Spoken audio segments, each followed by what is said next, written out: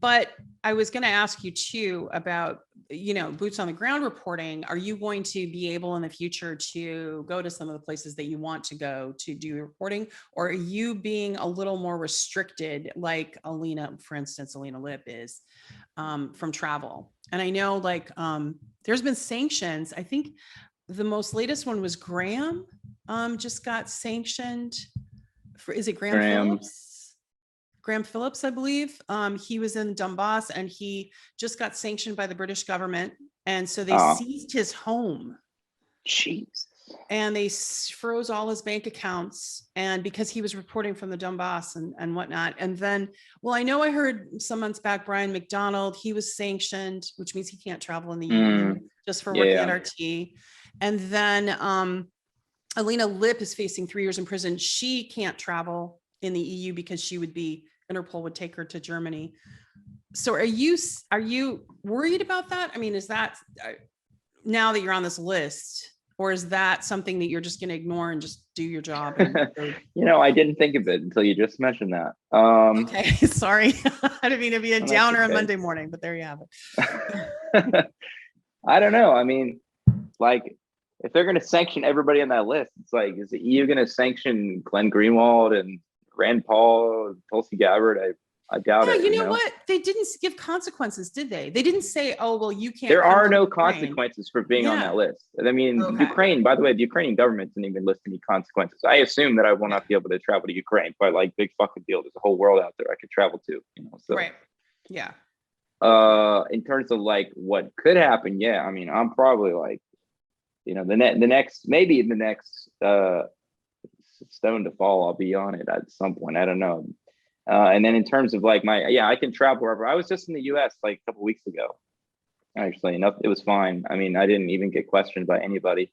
I was already on the list and I didn't know it. And then, so I assume Newsweek and others did this. Oh, okay. Yeah, no, but people told me later. But I think even the media didn't know about the list until a few days ago. But when the list came out, I was not questioned by U.S. Customs or going back into the EU. Nothing so. I don't think that there's any consequences with that, which is cool.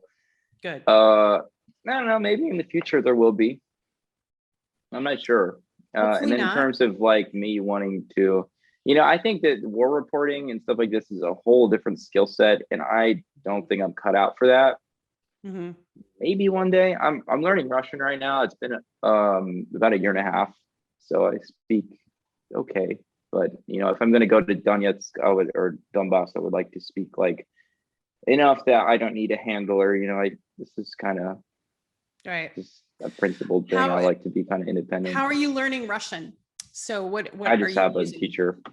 Oh, so you're doing it formally. Okay. So you're not doing an app like Duolingo or something like that? No. Yeah. All right. I had a couple books I've learned because I like to learn languages. I speak a little Italian. I speak Italian. I speak a little French, some other things, but I just think it's fun to learn different languages, and Russian is a beautiful language, but it is quite different. The Slavic base rather than English is Germanic and Latin based, and it's just a different structure.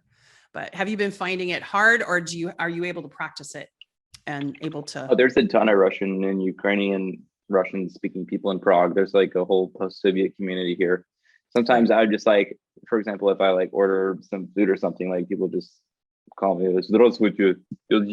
I'm like, okay, all right. So we've got I'll order from Russian restaurant and they'll just speak to me in Russian without even going to Czech. It's okay, here we are. Nice. Did you know any Czech? Are you learning some Czech as well? I speak a bit of Czech, but I'm not really keen on it. It's if I learn, so my whole thought process behind it is I really don't want to. I don't know. I feel like Czech Republic is kind of like purgatory. It's people are kind of going in and out. It's really cool place, cute town and everything, but it's people are going in and out. It's not their final destination. So if I'm going to learn this language, it's only useful here, and it's actually more difficult than Russian to learn.